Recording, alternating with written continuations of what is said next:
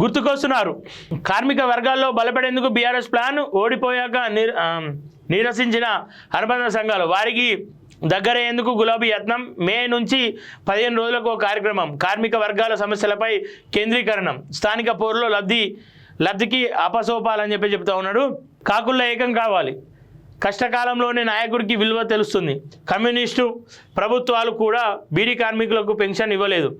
ఎవరిపై ఎక్కువ కేసులుంటే వారే బలమైన నేత. తెలంగాణ భవన్ కాదు, తెలంగాణ జనత గ్యారేజ్. కేటీఆర్ కేసులు పెట్టుకొని మీరు బలమైన నేత అని చెప్పేసి అనుకోరి. ప్రభుత్వం వచ్చినాక చెప్తున్నా, నిజంగా ప్రభుత్వం వచ్చినాక ఆ కేసుల పరిస్థితి ఏం చెప్పన్నా, మిమ్మల్ని కుక్కలు కూడా దేకాయి. ఇలా మిమ్మల్ని రెచ్చగొడుతుండగా కేటీఆర్ ఇలా రెచ్చగొడతా ఉన్నాడు. మిగతా ఒకసారి 6వ పేజీలు ఉందంట, చూద్దాము. ఎవరిపైన ఎక్కువ, ఒక్క కాకికి కష్టం వస్తే 10 కాకులు ఎలాగైతే వాలిపోతాయో అలాగే ఒక కార్మికుడి కష్టం వస్తే అందరూ కలిసి ఉద్యమించాలని బీఆర్ఎస్ వర్కింగ్ ప్రెసిడెంట్ కె తారక రామారావు పిలుపునిచ్చారు. హామీలపై కాంగ్రెస్ ప్రభుత్వాన్ని ప్రశ్నిస్తూ చుక్కలు చూపించాలని కార్మికులకు సూచించారు. తెలంగాణ భవన్లో సోమవారం బీఆర్ఎస్ కార్మిక విభాగం క్యాలెండర్ డైరీని కేటీఆర్ ఆవిష్కరించి మాట్లాడారు. అధికారం కోల్పోయిన పోరాట పటిమ ఎక్కడికి పోలేదన్న రీతిలో కాంగ్రెస్ ప్రభుత్వం వ్యతిరేక విధానాలపై బీఆర్ఎస్ కార్మిక విభాగం పోరాడుతుందన్నారు. హమాలీల సమస్యలు ఏంటో తెలుసుకోకుండానే చాలా మంది ముఖ్యమంత్రులు ఈ రాష్ట్రంలో పనిచేశారని వ్యాఖ్యానించారు. కేసీఆర్ ముఖ్యమంత్రి అయ్యాక మొదటి 15 రోజుల్లోనే హమాలీలను పిలుచుకొని మాట్లాడి వాళ్ళ సమస్యలను పరిష్కరించారని కేటీఆర్ గుర్తు చేశారు. సఫాయి అన్న, నీకు సలాం అన్న ముఖ్యమంత్రి దేశంలో కేసీఆర్ తప్ప ఇంకెవరు లేరని చెప్పారు. 3.5 లక్షల మంది ప్రభుత్వ ఉద్యోగాలకు, దాదాపు 12 లక్షల మంది అవుట్సోర్సింగ్ కాంట్రాక్టు ఉద్యోగాలకు పీఆర్సీని వర్తింప చేసిన ప్రభుత్వం దేశంలోనే బీఆర్ఎస్ ప్రభుత్వం మాత్రమే అన్నారు. కష్టం వచ్చినప్పుడే నాయకుని విలువ తెలుస్తుందని కేటీఆర్ అన్నారు. కేసీఆర్ కార్మికుల కోసం ఎంతో చేశాడని ఇవాళ మీరు చెప్తుంటే ఇన్ని చేసిండా అని ఆశ్చర్యం వేస్తుందని చెప్పేసి అన్నారు. కమ్యూనిస్టు ప్రభుత్వాలు కూడా దేశంలో బీడీ కార్మికులకు పెన్షన్ ఇవ్వలేదని అన్నారు. 4.5 లక్షల మంది బీడీ కార్మికులకు 2016 పెన్షన్ ఇచ్చి వాళ్ళని ఆదుకున్న నాయకుడు కేసీఆర్ ఒక్కరేనన్నారు. భవన నిర్మాణ కార్మికులకు బీమా, క్యాబ్ ఆటో డ్రైవర్లకు 5 లక్షల ప్రమాద బీమా ఇచ్చిన నాయకుడు కేసీఆర్ అని చెప్పారు. కేసీఆర్ రాష్ట్రానికి అప్పుల పాలు చేశారన్న కాంగ్రెస్ నాయకుల తప్పుడు ప్రచారాన్ని తిప్పికొట్టాల్సిన బాధ్యత కార్మిక విభాగం మీద ఉందని పిలుపునిచ్చారు. ఆటో డ్రైవర్ల కోసం ఆటో సంక్షేమ బోర్డును ఏర్పాటు చేయాలని డిమాండ్ చేశారు.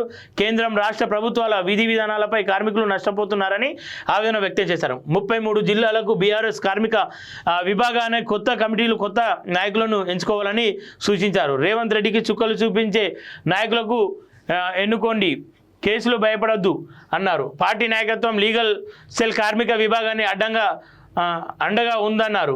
ఇది తెలంగాణ భవన్ కాదు, తెలంగాణ జనతా గ్యారేజ్ అని స్పష్టం చేశారు. కేసులు ఎక్కువ ఉన్నవారే బలమైన నాయకుడు, ఎవరిపైన ఎక్కువ కేసులు నమోదవుతాయో వారే బలమైన నేత అని కేటీఆర్ చెప్పారు. వారికి అండగా పార్టీ ఉంటుందని స్పష్టం చేశారు. 6 గ్యారెంటీలు 420 హామీలు అమలు చేసే వరకు ప్రభుత్వంపై ఒత్తిడి చేశామన్నారు. సమావేశంలో మాజీ మంత్రులు జగదీశ్వర్ రెడ్డి, కొప్పుల ఈశ్వర్, మహమ్మద్ అలీ, ఎమ్మెల్సీ మధుసూదన్ చారి, ఎల్ రమణ, ఎమ్మెల్యే మర్రి రాజశేఖర్ రెడ్డి, మాజీ ఎమ్మెల్యే బల్క సుమన్, కార్మిక సంఘం నాయకులు రాంబాబు, నారాయణ, మర్రయ్య తదితరులు పాల్గొన్నారని చెప్తా ఉన్నారు. ఒకవేళ కేసులు ఎన్ని ఎక్కువ ఉంటే అంత బలమైన నాయకుడు అని చెప్తా ఉన్నాడు. అది రెచ్చగొట్టే మాటలు మానుకోవాలి కేటీఆర్. నువ్వు దయచేసి అరే పోయి కాంగ్రెస్ వాడిని కొట్టు, ఒక కేసు అవుతుంది. పోయి కాంగ్రెస్ వాడు ఒక దగ్గర ఏమైనా పని చేస్తూ ఉంటే అడ్డుకో, ఒక కేసు అవుతుంది. లేదంటే కాంగ్రెస్ వాడు ఒక ఏమంటారు శిలాపలకం ఓపెన్ చేస్తే దాన్ని కూలగొట్టు, ఇంకో కేసు అవుతుంది. ఇవా నువ్వు చెప్పేటి? మరి ఏ కేసులు అంటున్నావు? ఏం ఒత్తిడి తీసుకురావాలి, ఏ రకమైన ఒత్తిడి తీసుకురావాలి, అదిగా చెప్పాల్సింది.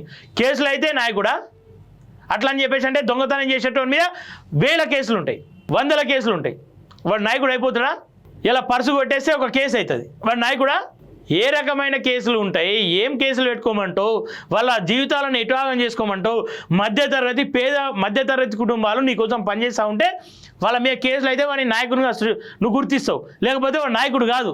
ఇన్ని రోజులు పనిచేసినోడు నాయకుడు కాదు. ఏం మాట్లాడుతుండో కేటీఆర్, దయచేసి తెలంగాణ ప్రజలారా లేదంటే బీఆర్ఎస్ కార్యకర్తలారా మీ బతుకులు ఆగం చేసుకోకుర్రి, మీ బతుకులు నాశనం చేసుకోకుర్రి. రెక్కాడితే కానీ డొక్కాడని బతుకులు మనయి, రెక్కాడితే కానీ డొక్కాడని బతుకులు మనయి. సంపాదించుకుంది వాళ్ళు, సావాల్సింది మనం. 10 ఏళ్లలో నీకు ఎట్లాంటి ప్రాధాన్యత ఇచ్చిండు నీ పార్టీ నీ ప్రభుత్వం అని చెప్పేసి ఒకసారి గుర్తుంచుకో.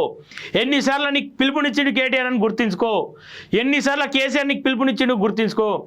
గతంలో తెలంగాణ పోరాటంలో నీ మీద ఉన్న కేసులపైన ఎన్నిసార్లు చర్చించిండో గుర్తు చేసుకో. ప్రభుత్వాలు వస్తుంటాయి పోతుంటాయి, మన మీద శాశ్వతం, మన పైన కేసులు శాశ్వతం, మన కుటుంబాలు శాశ్వతం.